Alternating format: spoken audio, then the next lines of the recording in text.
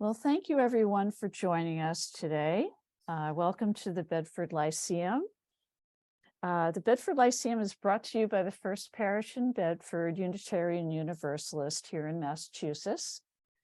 And it's a community lecture series covering a wide variety of topics, from medicine to music, world affairs to financial investment, travel logs to poetry, and all talks are free, open to the public, and pre-registration is not required. This presentation is being recorded and will be uploaded to YouTube next week. For the YouTube link, feel free to email me, and I'll put this in the chat. My email address is mountainbreeze52@gmail.com. I'll put that in the chat in a moment.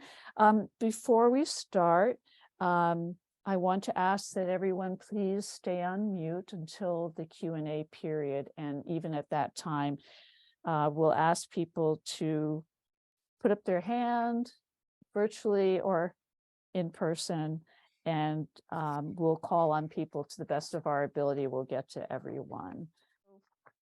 Today, we're delighted to have Dr. Timothy Allen joining us from New Hampshire. And just a little background on our speaker. And Tim, you can correct us if I got this wrong. Tim currently works as an independent contractor for Reliant here in Bedford. Reliant is a manufacturer of a scientific instrument that uses an electron beam to make rocks light up for petrographic analysis. And I'll have to tell us more about that in another time.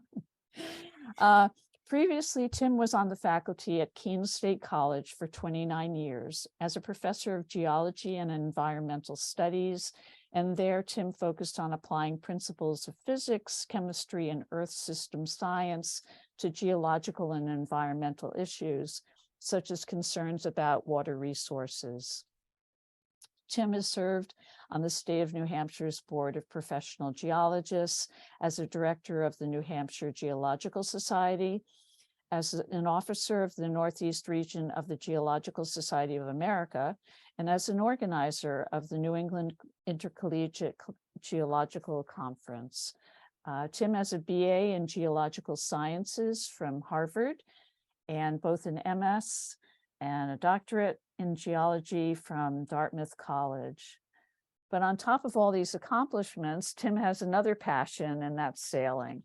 He's raced his own sailboat single-handedly from Newport, Rhode Island to Bermuda, and double-handed back to Newport, among many other offshore nautical adventures. And when he's not working or at home in Antrim, New Hampshire, with his dog at Layla or Lila? Layla, okay. Today, Tim will be speaking to us about his experience this past July as part of a crew sailing northward towards Greenland and back. And it's my great pleasure to introduce Dr. Timothy Allen. Tim?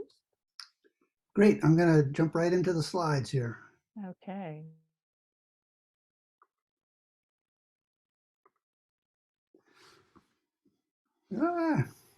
Started in the middle.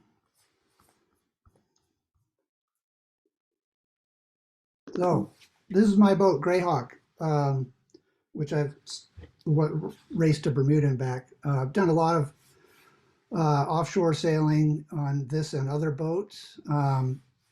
This chart sort of outlines all the significant trips that are over 200 miles or so, starting in 1976 aboard a 23-foot trailer sailor, which we sailed from Saco, Maine to Yarmouth, Nova Scotia and back when I was 14 with my dad and my uncle and my 12-year-old cousin.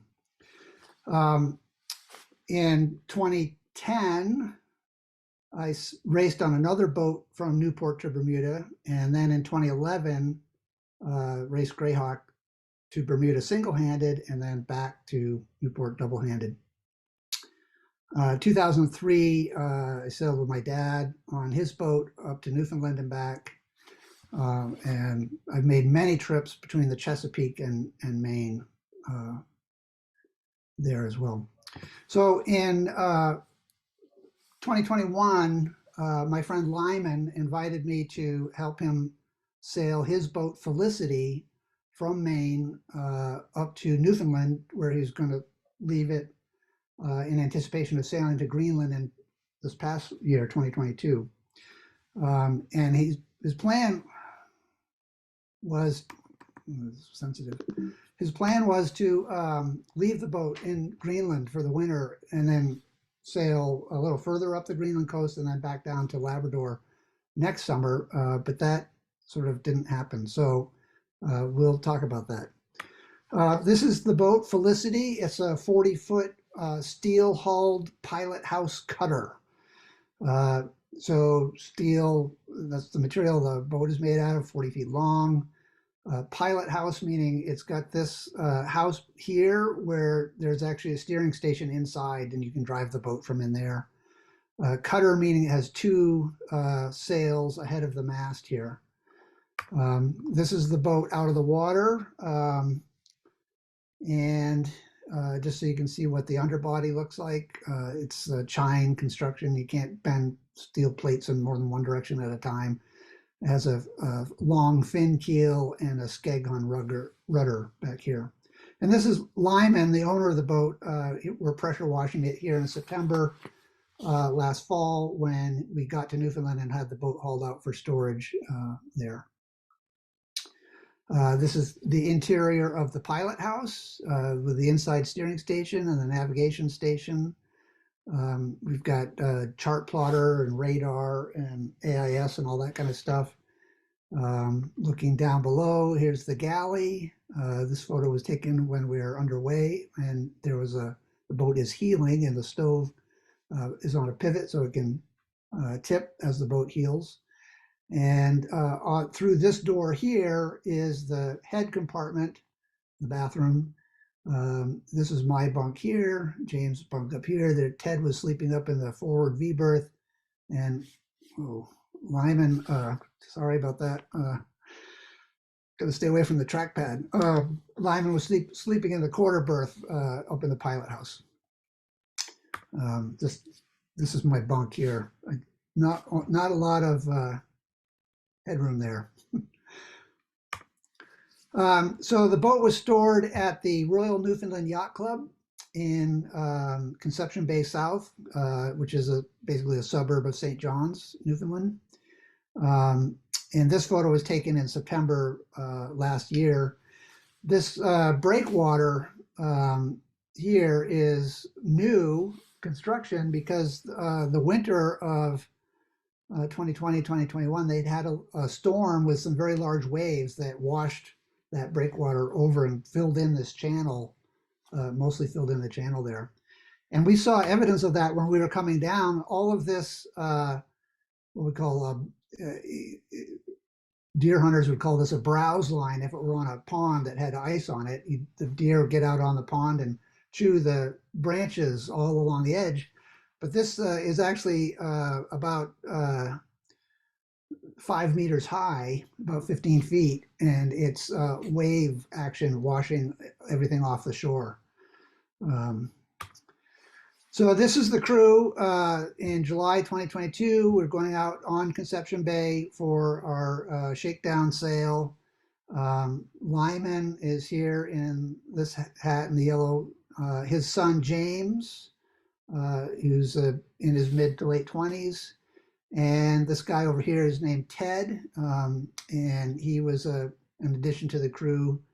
I thought it'd be good to have 4 people on the boat. We only had 3 of us coming up from Maine to Newfoundland, and for this trip, I thought 4 would be good. And I knew Ted and was able to connect him with Lyman, and they agreed to have each other on the boat. One of the factors to consider in traversing the waters up north are icebergs. And this was the latest chart from the North American Ice Service, their analysis of iceberg activity in this area for the 10th of July. We were planning to leave on Monday the 11th. And these numbers here are the number of icebergs that they have spotted from satellite imagery or air flights or radar things. The number of icebergs in each one of these 1 degree by 1 degree rectangles. So 178 icebergs right here, and 86 icebergs in this thing, and 51 icebergs here. We, of course, want to stay away from icebergs. We're going to be sailing around the clock, 24 hours a day, and at night or in the fog. It's hard to see these things, and you don't want to run into them. So our plan, Conception Bay is right here. St. John's is right at the end of this pink line. We're going to sail out here to 50 degrees west and 50 degrees north, and then make our way north. Basically, from there, it's actually a little bit west to get to Nuuk, Greenland, which was our destination. To avoid all these icebergs. And so we left on Monday, the 11th of July, as planned, and we had good winds, following winds. So we're running before the wind, wing and wing. There's Ted up on the bow adjusting what we call the whisker pole that holds out the jib, the forward sail. And James is here in the cockpit, and I'm behind the wheel taking the picture. And I don't know where Lyman is. He might be sleeping. And this is just a video of what it's like to sail wing and wing.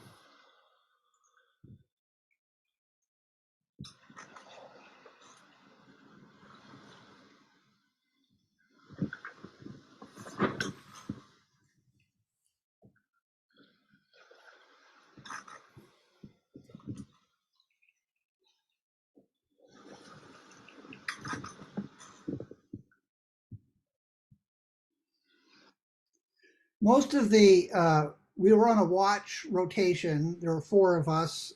We had overlaps when we came off watch and went on watch. But then we'd be on deck alone for at least an hour in between those overlaps. But most of the actual steering of the boat was done by the autopilot. And we could program the autopilot to steer according to the wind, because there was a wind vane on the masthead. And when you're running downwind, wing and wing like this, you want the boat to stay oriented to the wind. So that's important. Like I said, we're sailing 24 hours a day, and this is at night under full moon, running wing and wing, with our compass lit up and our autopilot control head here, and some lights down below in that green light there.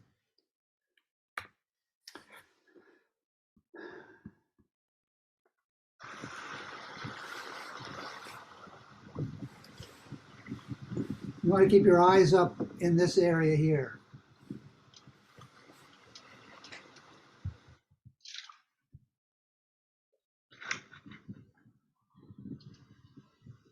Pilot whales, a whole pod of them, at least 16 or 20. They were following us for quite a while.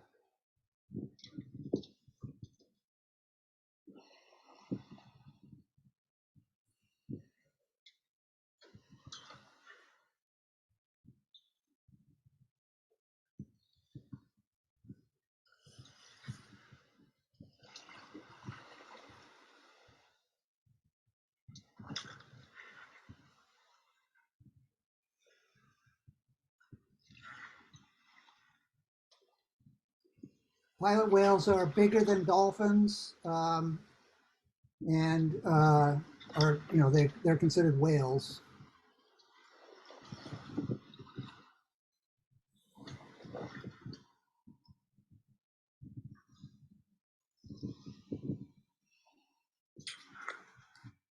These are the only marine mammals that I was able to capture videos or photos of. But we did see other birds and other whales as well. The weather wasn't always sunny, and we did have a storm come through. This is in prior to the storm. We did spend one night, so basically hove to, because the winds had built to over 25 knots, and the seas had built up to 10 feet or more, 12 feet. This is after the storm.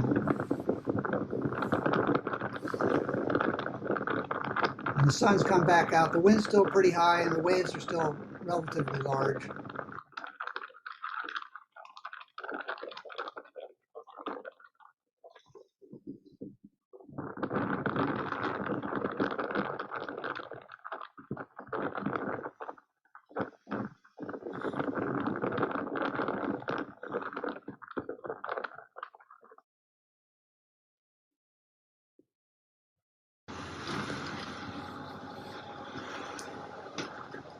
But generally it was, pretty pleasant. It was a nice trip.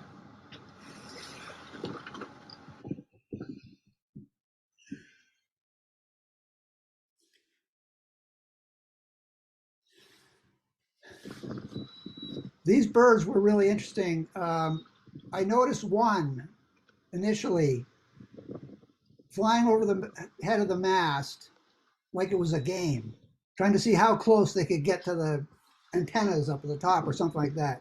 And then he disappeared. And then there were two of them. And then there were four of them. And they were all doing this thing. And then I decided I better take a video of it. I believe that these are sooty shearwaters, and I saw a group of birds that about this size that were behaving as a group and very gregarious and playing with each other as they were flying along, and quite interesting. Another bird we saw was the Atlantic puffin, but not just in the water, but flying. Now, I don't know if anyone's seen an Atlantic puffin fly before, but they have short little stubby wings, so they have to flap them quite rapidly.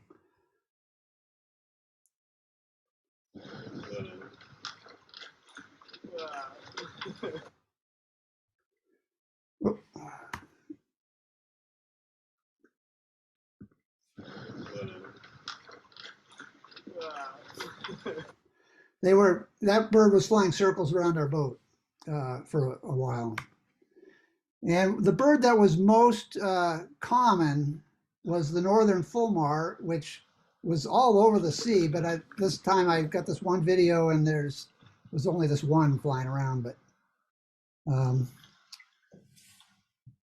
they look sort of like seagulls when they're floating on the water, but they're definitely not seagulls. It was pretty cold. James here, I overlapped. I came on after him, so he'd been on watch in the wee hours of the morning, and to protect himself from the cold and the damp, he'd covered himself with his wool blanket. So I thought I'd show you what I wore, starting with long underwear. Now, you guys back in Massachusetts were probably sweltering through most of July, and I'm wearing long underwear. And over the long underwear, I've got two pairs of wool socks. I've got these fleece lined pants made by Patagonia. They were made for Yvon Chouinard when he would go fly fishing to wear inside his waders. I think that's where they came up with the design. They have a Velcro closure at the bottom, so they slip easily into my boots. And then over my dry top, I'd wear a fleece shirt and another zip up fleece over that. And then my bib overalls on top of all of that stuff. And they'd cover my boots, and I'd Velcro around my boots. And then over the top of this, I'd wear a big puffy winter jacket underneath my foul weather jacket on the outside. And behind us here, I have a hat and gloves. And this is my safety harness and tether to keep me on the boat and not falling off into the water. It's not really a life jacket or a PFD because it doesn't have the carbon dioxide cartridge that would inflate it if I were to go into the water. I could blow it up manually, but if I went into the water, it's probably not going to be a good thing because the water is probably about 45 degrees. So you got to stay out of the water. So here you can see wearing all these layers. And if I study this photo carefully enough, I see I'm actually wearing another layer that I didn't show in that photograph as well. But So we finally are starting to see the coast of Greenland, except this is not the actual coast. This is a mirage of the coast being projected above the horizon by refraction of light waves going over the horizon. But this is not a projection. That's really there. That's an iceberg, our first iceberg that we saw.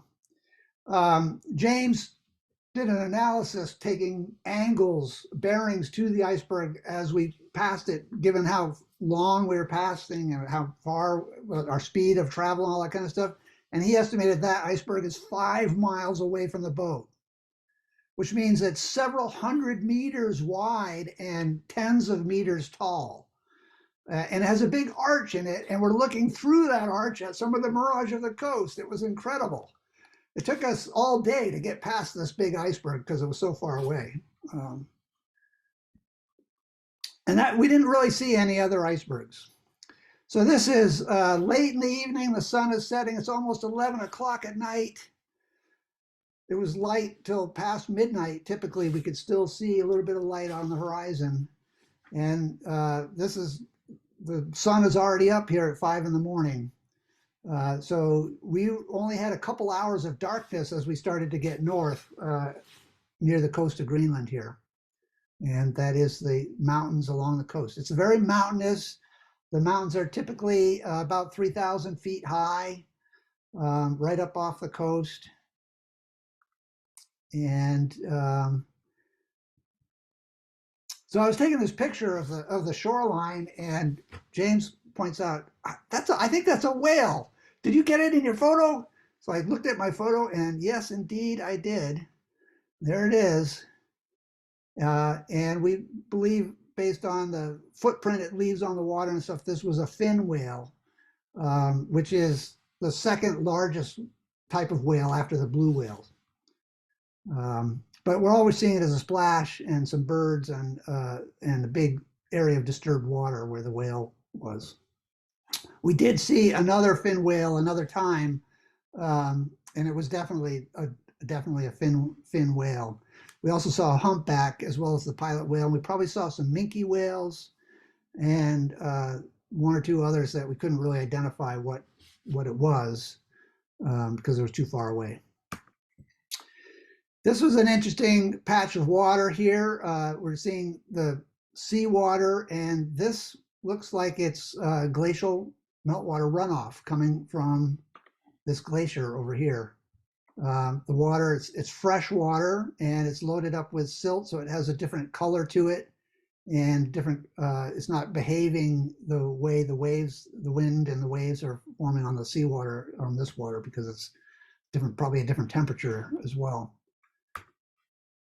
And so this glacier here is one that comes down to the sea. We're not actually able to see the ice cap of Greenland anywhere. It's further inland and higher, but the coastal mountains sort of shield us from being able to see it. So we're approaching the channels that will lead us to Nuuk, and trying to navigate and figure out these landmarks. It took us a little while because the scale of things is so large there. But we figured it out, and we figured out, headlands like this were prominent features that show up on the chart. This little thing down here is really steep. It's a 500-meter tall or 1,500-foot cliff rising right out of the water. And we're coming up this way, and we're gonna go past this island, and we're gonna turn, and we'll see that cliff behind us, and then we'll go up here and we'll turn again. We'll go through a narrow channel between two islands where the water's less than 100 feet deep, and then we go out here where the water's about 1,000 feet deep. This is a fjord, the Americ fjord. We're going to cross that, and we're going to go through this little channel here and end up in Nuuk right there. So we're looking back, and here's that 1,500-foot cliff rising up out of the sea. It's a very prominent piece. Sort of reminds me a little bit of El Capitan in Yosemite Valley. And here are the islands that we're going to pass through. and the water there is, 100 feet deep or so. And then where that boat is, it's about 1,000 feet deep. And then there's this mountain here, which is 1,300 meters or almost 4,000 feet high. So that's a 1,300 meter mountain, and we got 350 meters of water under us. It's a glacial eroded landscape. It's really, really interesting. So here we are, we've turned this island and we're gonna go up this channel. Nook is just behind, just up in here. There's a nice U-shaped trough for glacial erosion right there, which we're looking back at. This is the 1,300 meter mountain here, and this little U valley is what we were just looking at, and taking a photo taken probably from in here. And there's Nook, once known as Gotthab. Here we've arrived in the harbor. This is our boat, 40-foot long steel sailboat tied up to a 78-foot aluminum powerboat yacht. We were reportedly the 11th yacht to arrive in Nook this season, and we were the smallest. This boat here is a 55-foot steel expedition vessel from Poland who spends a lot of time in the north. And they're coming back to Nook to swap out crew for the next expedition. And there are a couple other sailboats tied up over here as well. So this was our journey, recorded by a satellite tracking system. We left Conception Bay and arrived in Nook here. But it's got all these little strange squiggles and stuff. And it says we're traveling at 16.7 knots, which is about 3 times faster than that boat really can go. So there's a lot of spurious data in this system, and people wanted to read all kinds of importance into these squiggles, but they're meaningless. They're not actually where we went. We were going pretty straight. Nook is here at 64 degrees 11 minutes north latitude, and the Arctic Circle is right up here at 66 degrees 30 minutes north latitude. So we didn't make the Arctic Circle, but pretty close. This is a panoramic view of Nook Harbor, and our boat is tied up over here. There are 2 cruise ships tied up here, and you can't see it behind this cruise ship, but there's a container port on the other side of the channel there. And these are all local fishing boats and small boats used by the locals. One of the things that some of these boats do is when a cruise boat comes in, they all go around and pick up passengers to take out and give tours. So here's the container port. It's becoming more and more a transshipment place for serving Arctic communities. And all the flat land on which you would want to store a boat is being taken up by containers, and that was our problem with being able to store Felicity for the winter up there. They didn't have a place to put us. We found this map of Nook plastered on the side of the several of the bus stops, and this map depicts every single building in the town. So it was really helpful to have a picture of this on my phone when we're walking around town trying to figure out where we were. You go, oh yeah, we know we're in this area. We're walking down this road past these block apartment houses here, yada, yada, yada, whatever. So we were over here in the harbor. We were moored, tied up originally here. And the Siemens Hotel was located right here. And this is the downtown area of Nook and Old Nook over here. Nook has a population of about 18,800 people. I think that includes all of this suburb area out here. It's a third of the population of the entire country of Greenland. Uh, Greenland is it's a protectorate of Denmark. It's not really Danish. The Danes are in the process, a long-term process of giving Greenland back to the Greenlanders. And so there's at least 4 languages that are regularly spoken there. Greenlandic, which is related to Inuit, the languages that Inuit speak. Danish, 3 languages. Greenlandic, Danish, and English was the other one that's pretty common. One of the things I noted were there was construction everywhere in the town. There were big cranes like this all over the place. And one commentator suggested, well, they have a very short building season, so they got to get it all done during the short building season. But I think there's also a lot of investment going into Greenland because of the prospects for mineral resource extraction in the future. So we'll have to see what goes on with that. I mean, Donald Trump wanted to buy Greenland because it was the biggest island in the world, of course, right? But there's other reasons like mineral resources and so on. This is a big modern building in downtown, the Nook Center. They have these interesting sculptures scattered throughout town. And just around the corner from that is Old Nook, with this very distinctive mountain in the background that shows up in paintings and various other art forms. But at the top of the hill overlooking Old Nook was this statue who has this view, looking out at the Davis Strait out here.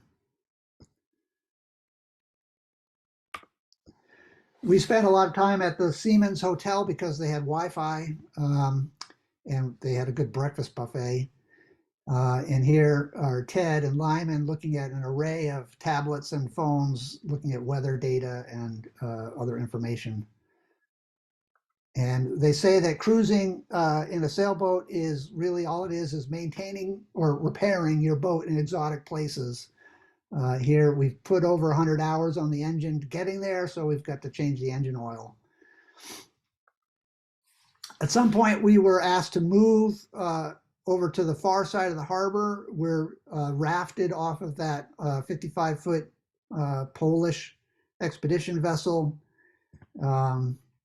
And from there, we could take these stairs to get up over the hill to get down into town. This was my morning stair climber workout.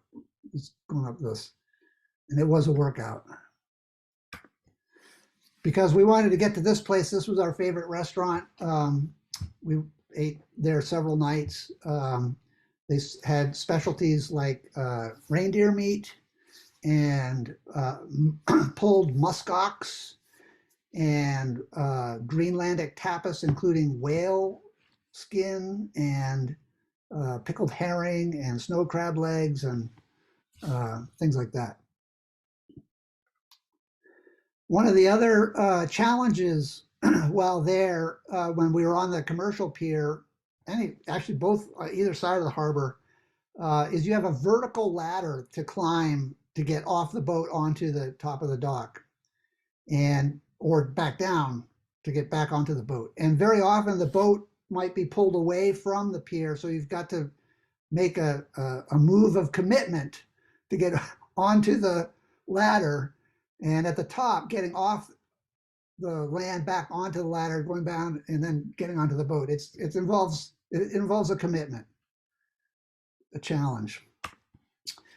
So the plan had been to try to store the boat in Nook for the winter and fly back.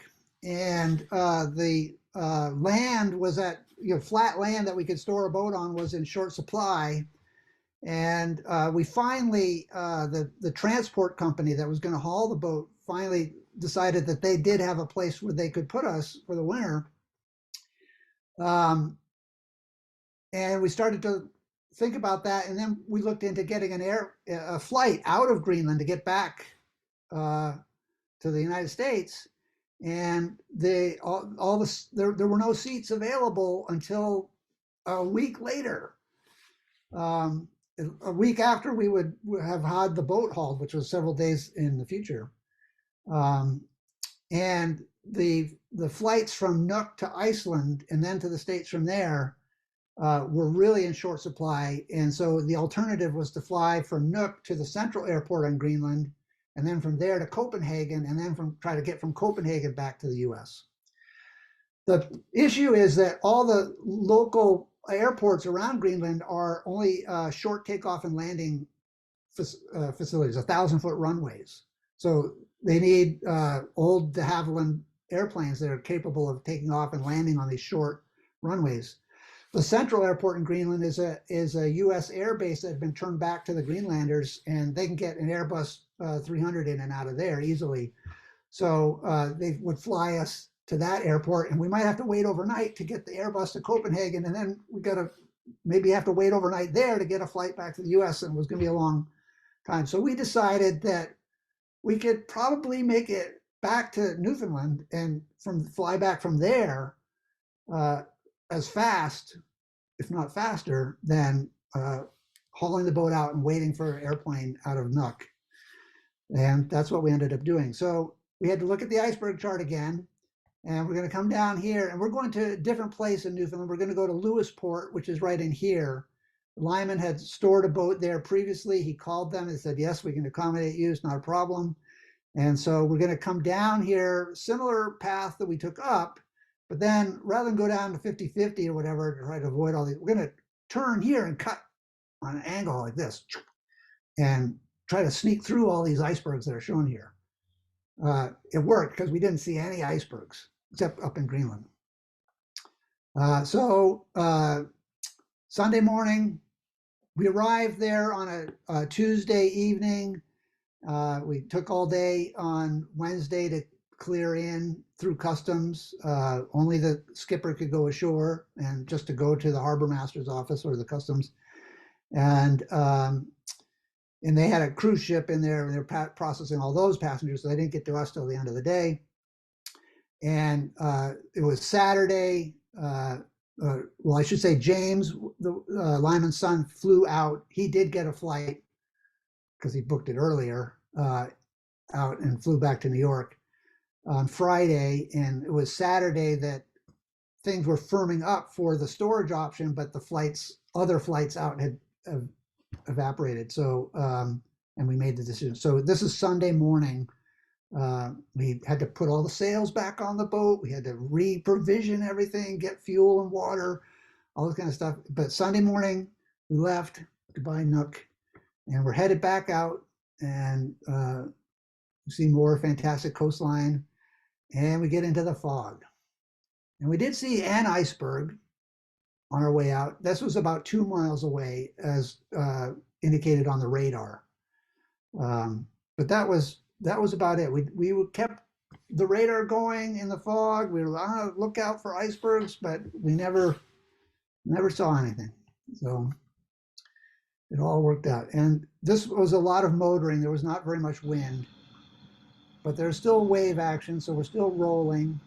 You can hear the engine running and the noise in the background, and it's just fog, and you can't see anything. And it's actually kind of a miserable experience, this part of it. But we're racing an airplane, and we're going to beat them. We did get to see some wildlife. We saw more whales. We saw a lot more birds. The new species of birds we saw were these birds here, northern gannets, which they are very large birds. Their bodies are about 3 feet long, and their wingspan is over 6 feet. And they are just gliding along beautifully. Finally, at the last day, as we're approaching the coast of Newfoundland, the sun came out, and we got a beautiful sunset. And we made our way down the river into Lewisport in the middle of the night, arriving in Lewisport just around dawn. Right there, that's the green flash, by the way. When the sun rises, you get a green flash. Actually, that's a buoy. Well, we were just motoring around out here waiting for there to be enough light for the sun to get up high enough so we could see our way into the marina. We didn't want to go into the marina in the dark. We arrived there on a Sunday morning, having left Nook on a Sunday morning, so just 7 days. Actually, a little less because we left Nook around 10 and we arrived here about 5 in the morning. And the boat was hauled out on Monday morning, and we were at the airport Monday night. This is Lyman on the boat as we got a, Sunday we spent the day stripping the sails off and getting it ready to be hauled. And they hauled us Monday, and we took care of last minute chores. And Monday afternoon or evening, we're off to the airport in St. John's, and we're back in New Hampshire or Maine or New York by the end of the day Tuesday. So this is the track information for our return trip. Again, some of these squiggles are meaningless things, but that's where the boat is now in Lewisport. And the plan for 2023 is to cruise up the Labrador coast or sail up there and cruise back. I'm not sure exactly how it's going to work out, but I've been invited to go again. We'll see. And that is my report.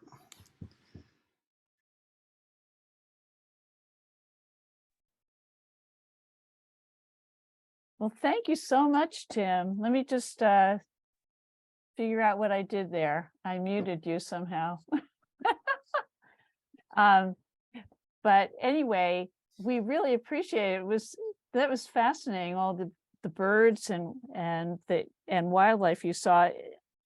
The pilot whales are pretty rare, aren't they? Are they the ones that are endangered? It's the right whales are the ones. The right whales. Yeah. Okay, yeah. And I don't think the right whales spend a lot of time up there. They're mostly in Cape Cod Bay, and around Cape Cod is one of their main areas where they hang out. Mm-hmm. And the water, Gulf of Maine. Got it. But so to kick off, we're going to go into Q&A now, and just wanted to ask a question to kind of kick it off. And that was, did the boat have to be rigged a different way in order for you to go north into the colder weather? I wasn't sure. You certainly had to be have the right equipment, but I wasn't sure if it's different from along the coast of, say, Maine south. the boat, as Lyman, when he bought the boat just a couple years ago, and it was equipped with a Dickinson diesel heater, but we discovered that really was not suitable for operation while underway. That the chimney was in the way of things, and waves would come over and water would get down in there and douse the fire and all that kind of stuff. So he is going to have the boat outfitted with an SPAR diesel heater, which is a type of heater that's also known as a bus heater. And it's all self-contained. It's supposed to be a much better system. That's really the having heat in the boat would have been nice, right? But when we were in Nuuk, we didn't have any heat, but either. But during the daytime, when we're in a harbor, the sun is out, and during the day when the sun is out, the temperatures could get up into the 60s. But at night, usually it would drop back down to the low 40s or mid 40s. The water temperature, like I said, was about 45, and that's the sort of the determinant of what the climate was going to be like. So just the heat in the boat was the main thing. Thank you. So, as I said, we're going to switch over and open up the floor to participants if you have questions or comments. if you're interested in speaking, if you could raise your hand using the reactions button, if you're comfortable with that, or in the participants area, put your hand up there. And otherwise you can wave your hands wildly in the air and we'll try to get to you. Don Marshall's waving. Okay, Don. Can you unmute yourself? Oh, good. Okay. I think I am. It looks like your plans for next year are sailing right through that pack of iceberg, the area with 150 of them per whatever it was. But is that right or not? That's right. The Lyman's been up there before in his previous boat, and he describes the trip he's envisioning for next summer to be more a coastal cruising type trip. So it may not be sailing as much at night, and would be anchored somewhere in a harbor or something like that. There is a radar on the boat, so that's useful in identifying some icebergs. Yeah, it would be a different experience if I go. If you go. Thank you. Let's see, anybody else with questions? Wendell's got his hand up on the screen. Wendell? Yeah, howdy. Hi. Thanks for your boating voyage discussion. Years ago, I did a kayaking trip up the Labrador coast, and I had mixed feelings. The advantage of it was you were in a boat that you could get out of the water, so you didn't have to worry about anchoring. Yeah. And I don't know what people do especially north of Nain, because there's not much in the way of harbors. It's like cliffs. There's a lot of cliffs coming down to the water and then 500 feet of water, and not like, I've read stories of people like anchoring across, with a rope from one side to another side. Yep. I don't know quite what the plan is, but the other question I had was, we sail the coast of Maine, and I always agonize about charging our batteries, because we don't have solar panels. But even then, the question is, would it be sunny enough to charge the batteries? And otherwise, and we don't have a generator, we just have the motor with the alternate. So did you have a generator, or is it really the solar panels? Or the solar panels, but mainly the engine, just the main auxiliary engine. And we ran it over 100 hours on both trips. Yeah. Motoring or motor sailing in light when there wasn't enough wind to sail, or if the batteries were low, we would just run it to charge them back up. When I sailed Greyhawk down to Bermuda, I ran the engine about half an hour a day, I think, for charging. Yeah. But of course, it was a race, so I couldn't engage the propeller. Well, I have to say that the cruising the coast of Labrador has always been a fantasy for me, because I loved it in a kayak, but I always thought, boy, it'd be nice in a sailboat. The thing about the kayak, when you get further up to north, is you got to worry about polar bears. We encountered one. Yeah. Wow. But they're not like the one. They're not what's the right word? I can't remember the word. They're not conditioned to be around people, so they don't actually want to be around you. It's not like a brown bear around here or something. Going after your rubbish. So you didn't have any firearms with you. we did, but Yeah. I have to say our firearms seemed really, really small compared to the. We weren't convinced that it would be an effective strategy. Very funny. Thank you, Wendell. Anyone else? Let's see here. Well, I have another question now. Sure. Yeah, what did you do for hot meals, if at all, while you were sailing? It's a good thing I suggested Ted to go on this trip because he did most of the cooking. We basically had one hot meal a day. Um, and and then we could, make hot water and stuff. That was easy enough to do. But Ted would cook up a meal and serve it up, and we'd eat. And then we'd snack on stuff for the other times. Okay. I see a few hands up, so let's take Sam. Wendell will come back to you, and then we'll go to whomever has the initials SD. Sam? Hi, can you hear me okay? Yes. Okay. I'm just curious, it looks like, I didn't get the exact dates, but it looks like your time at sea was about 2 weeks at the most. Did I get that right? It took us 9 days going up and 7 days coming back. Okay, so I got that wrong. So that's not that long. I was just thinking psychologically, what would get to you, like just being with the same 4 guys day in and day out, or the rocking of the boat, like what? This is what I would worry about if it was me. The monotony of just having the same wave motion, or the same conversations with 3 other guys, or the same food. I mean, were there problems like that? No, not really. I found the trip back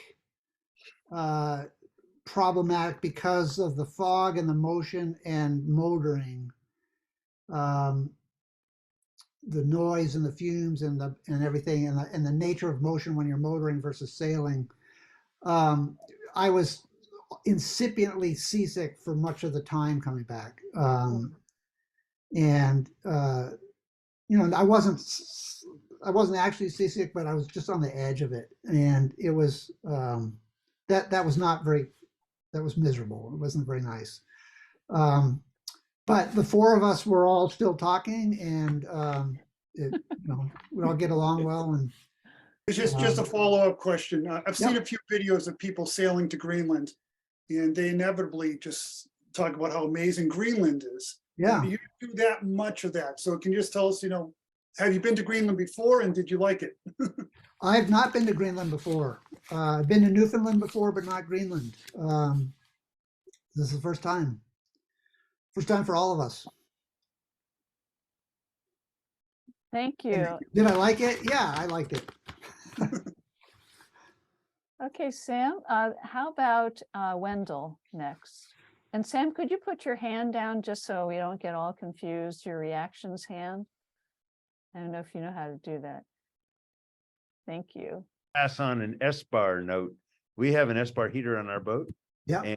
And one thing we put it in years ago, and it worked great for years. It's actually being repaired this summer because it didn't work in the spring when it was cold. And my problem actually wasn't the temperature. It was without the heat, the moisture accumulated down below in the boat. And Yeah. that was the bigger problem for us rather than the heat. But the only issue, and I'm hopeful that for you with a new S-bar heater that they've changed things, but the temperature control that we had with our heater did not actually have temperature settings.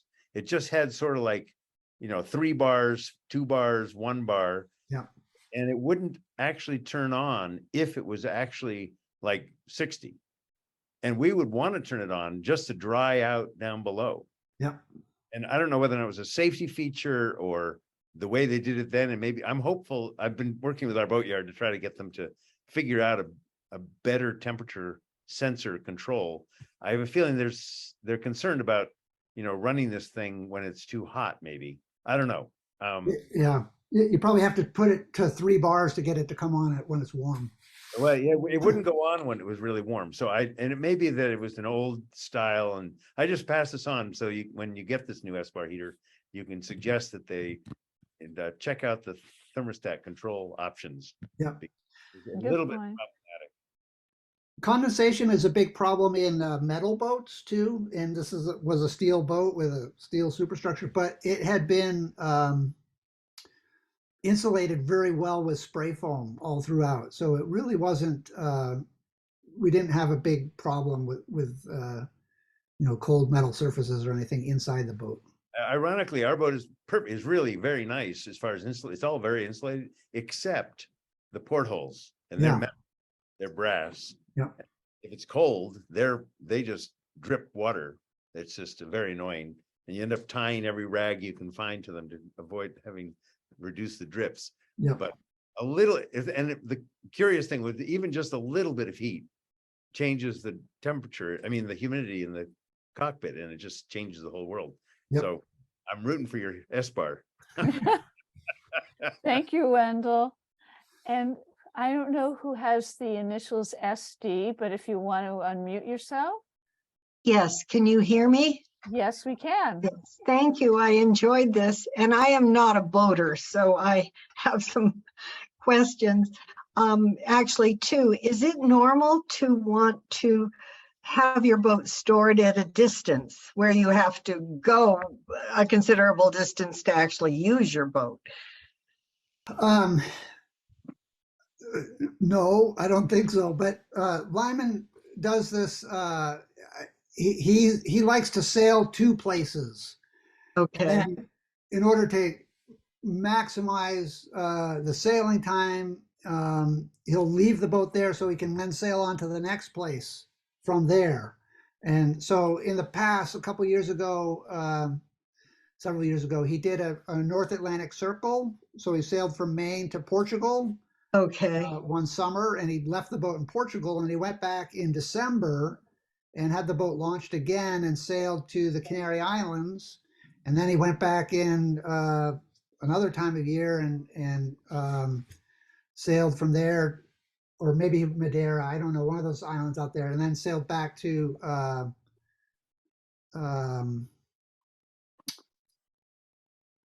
the Caribbean, and then from there up to Maine in different legs of that journey. Because he could only get a couple of weeks off at a time, and so he'd sail as long as he could, and then store the boat until he could get back to it. okay. Thank you. And also, did you encounter fishing boats? Is that area where you journeyed, is it well fished? We did not encounter very many other boats at all. Okay. We saw some boats and a couple other vessels on the AIS, the Automatic Identification System, which uses radio signals between boats, digital radio signals, to plot them out. And some of them were just transport ships, but one was a fishing vessel. The only boat we actually saw was a military vessel from the Danish Navy. As we were getting close to the coast, they were out. I don't know what they were doing, but they were out at night, and we saw their lights and contacted them. And then when we got closer to the coast, we saw ferries and things like that, but not a lot of fishing, large scale fishing vessels. I was just curious. Thank you very much. Yeah. How are we doing here? Anyone else? I'm going to try to check the participant list and see if any hands are up. I don't see any there. There's one. Oh, there is? Oh, yes, Sam, you have another question? You want to Yeah, unmute yourself? just a trivial thought. If I have a little dinghy, I take it out and I come back, and I have no problem with customs because I've been in the Boston Harbor. So you take your boat out into Finland, you go to Greenland, you obviously have to go through some customs thing, right? When you come back to Finland, how do they know you've been to another country, or how far out do you have to go before you have to check in again through customs?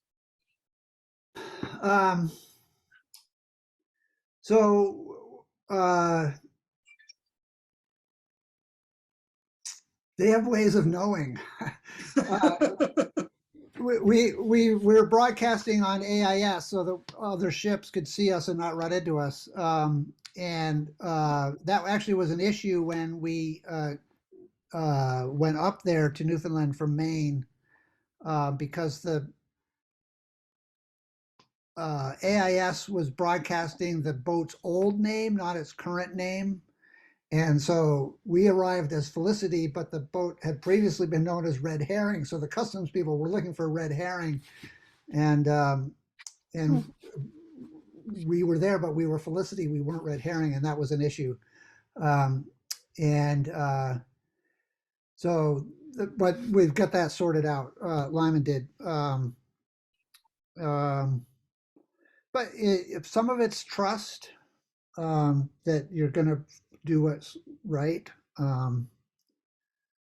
Some people, come back to Maine from wherever and they just go to their mooring and they leave the boat and they don't check in. It's interesting. I saw a YouTube video of somebody who did this during the first, year of the pandemic. And they were one of the first boats to go to Greenland that was allowed in. Yeah. They had a horrible time. Even though they were allowed in, they weren't really. They had to stay in the boat the whole time.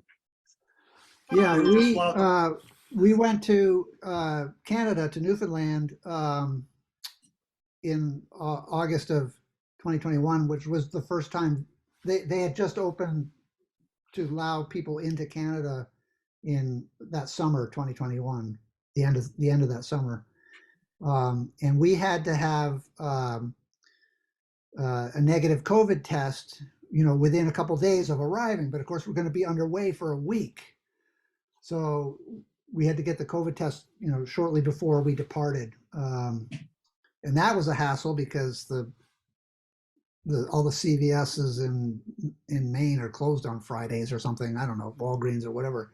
They were all closed on Friday, so they couldn't do the test, and we had to scramble for that. And once we got there, we had to get COVID tests to get back into the United States as well, and in Canada, in Newfoundland, and that was to get on the plane to come back to the United States back in September last year. But we didn't have any problems in Greenland with COVID or anything like that this time around. That's good. Things were more relaxed. Well, thank you, everybody. I don't see any more hands. Do you, Sarah?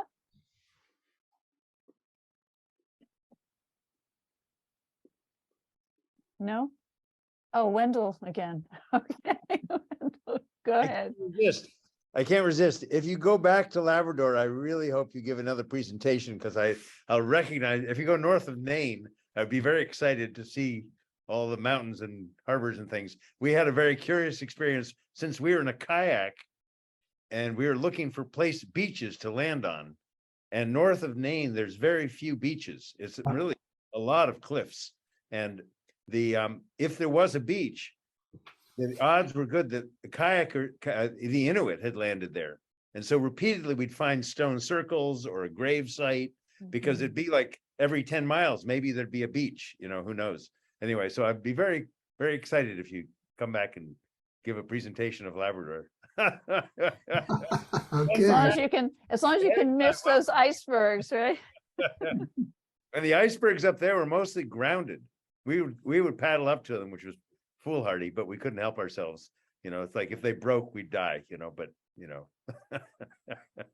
but I just want to say something about Labrador is I would love to see it, because the ice sheet that caused the ice age that affected so much of what we see all around us here in New England, that still exists in Labrador.